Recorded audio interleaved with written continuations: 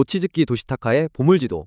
꿈을 사진으로 붙여두면 이루어진다. 뭐 이런 아주 직관적인 방법을 제시하는 책이잖아요. 네, 그렇죠. 동기부여 효과는 확실한데 오늘은 이 강력한 도구를 어떻게 하면 더 날카롭고 정교하게 만들 수 있을지 그 논리의 깊이를 한번 파고들어 보려고 합니다. 첫 번째로 짚어볼 지점은 바로 이거 같아요. 이 책의 핵심 주장, 보물지도의 효과를 뒷받침하는 과학적 근거가 독자의 깊은 신뢰를 얻기에는 다소 피상적이다. 맞아요. 책에서 뇌과학이나 심리학, 잠재의식 같은 개념을 가져와서 설명을 하긴 하죠. 네, 빙산의 일각이라던가 뇌의 돋보기 기능 같은. 네, 그런 비유를 쓰면서요. 이게 이해하기는 쉬운데 조금만 비판적으로 보면 그래서 정확히 뇌의 어떤 부분이 어떻게 작동하는 거지? 하는 의문이 딱 남더라고요. 바로 그 지점입니다. 물론 저자의 입장에서 생각해 보면 이 책의 가장 큰 장점은 단순함이랑 즉시 실천 가능함일 테니까요. 그렇죠. 망상활성계나 편도체 같은 어려운 용어를 쓰는 순간 독자들이 이건 너무 복잡해 하고 책을 덮어버릴 위험도 있지 않았을까요? 좋은 질문이네요. 분명 그런 위험이 있죠. 그래서 균형이 중요하다고 생각해요. 전문 용어를 막 전면에 내세워서 독자를 겁주자는 게 아니고요. 네. 그 원리를 쉽고 흥미없게 풀어내서 독자 스스로 이게 그냥 기분 탓이 아니라 정말 과학적인 원리가 있었구나 하고 확신을 갖게 만드는 거죠. 권위를 그냥 빌려오는 게 아니라 원리를 이해시켜서 행동의 동력을 더 강하게 만들어주자는 말씀이시군요. 그렇겠네요. 예를 들어서 그 뇌 필터링 기능을 설명하는 부분이 있잖아요. 우리가 무언가에 집중하면 그것만 보인다는 이야기요. 네네. 이걸 그냥 돋보기라고 하는 대신 우리 뇌에 있는 망상 활성계, 영어로는 RA의 실제 필터 시스템에 대해 이야기해 주는 겁니다. 그 유명한 현상이요. 나는 빨간색 차를 살 거야 라고 마음먹는 순간부터 길거리에 온통 빨간 차만 보이게 되는, 바로 그거요. 바로 그 현상 말이군요. 그게 그냥 기분 탓이 아니라 뇌의 특정 시스템 때문이라는 거고요. 정확합니다. 그 필터의 이름이 바로 망상 활성계인 거죠. 이 필터가 뇌로 들어오는 수많은 정보 중에서 내가 이거 중요해 라고 생각하는 것만 딱 걸러서 의식으로 올려보내주는 거예요. 아하, 이렇게 설명하면 보물지도를 만들어서 매일 보는 행위가 어떤 의미인지 훨씬 명확해지죠. 그렇죠. 내 뇌의 검색 필터에 앞으로 이 이미지만 집중적으로 찾아봐 하고 구체적인 명령어를 프로그래밍하는 행위가 되는 겁니다. 와, 서원을 비는 행위에서 뇌를 프로그래밍하는 행위로 개념 자체가 훨씬 능동적이고 구체적으로 바뀌네요. 그렇죠. 이미지의 힘에 대해서도 같은 방식으로 접근할 수 있겠어요. 책에서는 그냥 화상 정보가 잠재의식에 강력하게 작용한다고만 하는데 그 왜? 라는 질문에 대한 답이 좀 빠져있죠. 맞습니다. 여기에 아주 간단한 뇌과학적 사실 하나만 더해주는 거죠. 시각 정보는 텍스트 정보랑은 다르게 우리 뇌의 감정 중추인 편도체를 거의 직접적으로 자극합니다. 직접적으로. 네, 그래서 멋진 집 사진을 보면 그냥 부자가 되고 싶다는 글자를 읽을 때보다 훨씬 더 빠르고 강렬한 감정적 반응, 즉 와, 저기서 진짜 살고 싶다는 욕망을 느끼게 되는 거죠. 그래서 사진에 붙이는 3단계가 그토록 중요한 거였군요.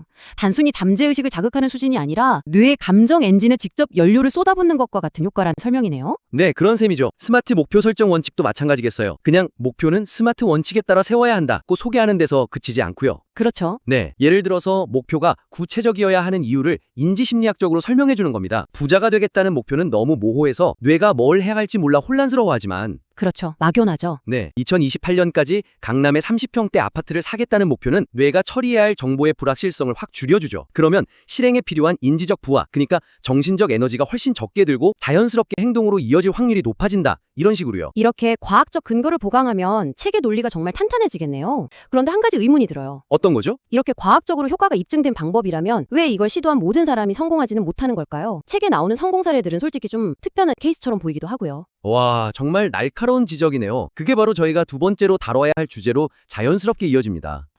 성공 사례 위주로만 구성된 서술 방식이 독자에게 강한 영감을 주지만 동시에 이 방법론의 보편성에 대한 의구심을 갖게 만든다는 점입니다. 그렇죠. 저자 본인의 그 극적인 인생 역전 스토리나 책에 나오는 여러 사례들 정말 드라마틱하고 강력하죠. 네. 하지만 이건 생존자 편향의 아주 전형적인 예시로 보일 수 있어요. 성공한 소수의 목소리만 너무 크다 보니까 이 방법을 시도했지만 별다른 효과를 보지 못했던 그 대다수의 침묵이 가려지는 거죠. 독자 입장에서는 당연히 그래서 실패한 사람들은 어떻게 됐는데 이 질문을 던질 수밖에 없어요. 맞아요. 이 질문에 대한 고려가 전혀 없다면 보물지도는 누구나 적용 가능한 신뢰할 수 있는 시스템이라기보다 소수에게만 작용하는 행운의 부적처럼 느껴질 위험이 큽니다. 그래서 이 책이 한 단계 더 나아가려면 실패의 가능성이랑 현실적인 어려움을 솔직하게 인정하고 그걸 어떻게 극복해 나갈지에 대한 내용을 보강해야만 합니다. 보물지도를 만들기만 하면 성공을 보장하는 마법 지팡이가 아니라 목표를 향한 험난하고 긴 여정에서 길을 잃지 않도록 도와주는 심리적 나침반이자 앵커로 재정의하는 작업이 필요해 보여요. 와, 심리적 나침반이자 앵커라는 표현이 정말 와닿네요. 구체적으로 어떤 방법들이 있을까요? 가장 직접적인 방법은 보물지도가 효과를 보이지 않을 때 혹은 꿈이 바뀌었을 때 대처법 같은 챕터를 추가하는 겁니다. 아, 그런 챕터요? 네. 예를 들어 1년 동안 지도를 보고 노력했는데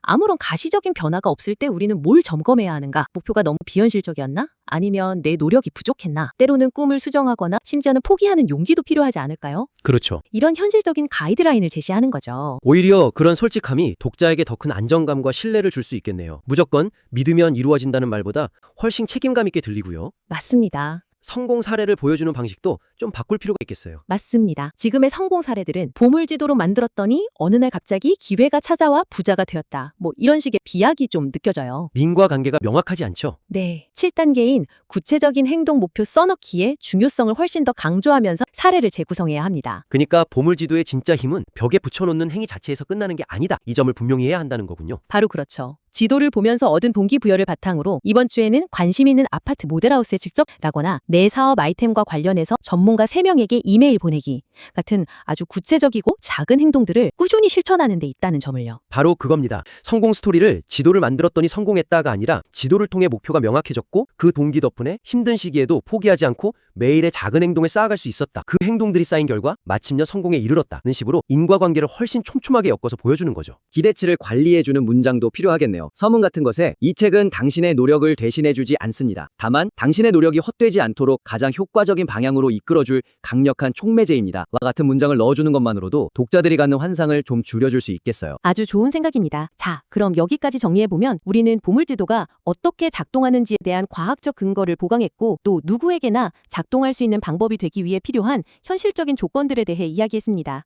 네. 그런데 저는 여기서 한 가지 더 근본적인 질문이 남는 것 같아요. 우리가 꿈을 시각화할 때 우리 마음속에서 정확히 무슨 일이 벌어지고 있는 걸까요? 아, 흥미로운 질문이네요. 책에서는 주로 잠재의식의 목표를 각인시킨다는 식으로 다소 단순하게 설명하고 있죠. 네. 하지만 곰곰이 생각해보면 잡지에서 사진을 오려붙이고 문구를 고민해서 적는 그 과정 자체가 훨씬 더 복합적인 심리적 활동이잖아요. 맞아요. 이 부분을 더 깊이 파고들면 보물지도가 가진 잠재력을 온전히 보여줄 수 있을 것 같아요. 맞습니다. 세 번째 지점은 바로 시각화라는 행위가 가진 다차원적 이걸 단순히 체크리스트처럼 점검하고 넘어가는 게 아니라 보물지도를 만드는 과정 전체가 사실은 자신의 진짜 가치와 욕망을 발견하는 가치 명료화 작업이라는 점을 설명해 줄 수 있습니다.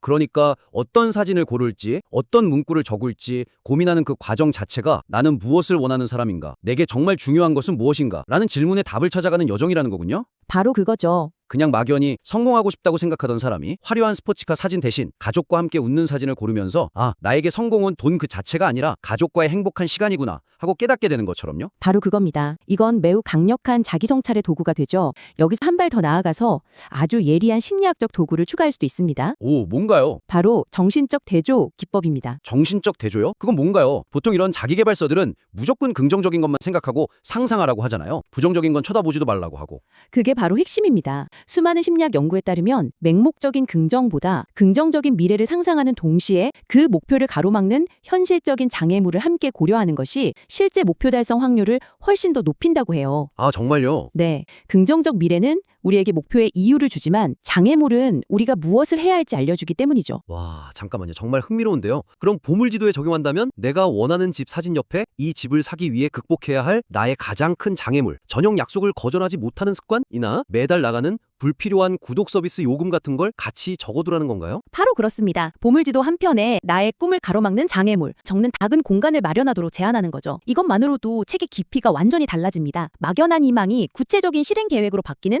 결정적인 계기가 될 수 있어요. 이건 정말 새로운 접근법이네요. 마지막으로 하나 더 있을까요? 미래자 연속성, Future Self Continuity라는 개념도 소개하면 좋을 것 같아요. 말이 조금 어렵지만 쉽게 말해 미래의 나를 지금의 나와 얼마나 가깝게 느끼느냐 하는 개념입니다. 대부분의 사람들은 10년 뒤의 나를 거의 다른 사람처럼, 낯선 사람처럼 느끼거든요. 그래서 현재의 즐거움을 위해 미래에 내가 갚아야 할 카드빚을 쉽게 만들어버리는 거군요. 정확합니다.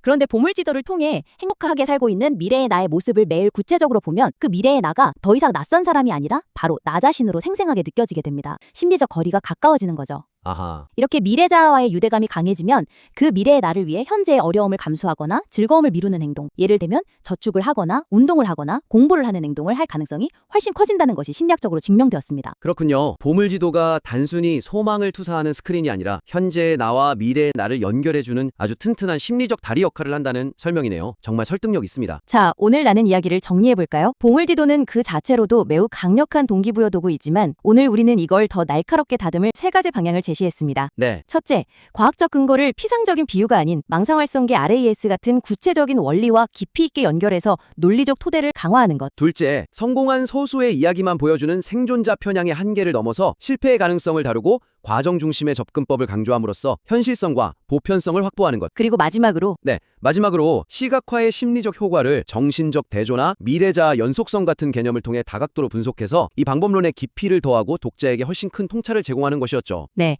이런 점들을 보완한다면 이 책은 단순한 희망을 파는 책을 넘어서 독자의 삶을 실질적으로 변화시키는 더욱 정교하고 강력한 안내서가 될 거라고 확신합니다. 오늘 논의한 내용들이 잘 반영되어서 한층 더 깊어진 모습으로 다시 만날 수 있기를 기대하겠습니다.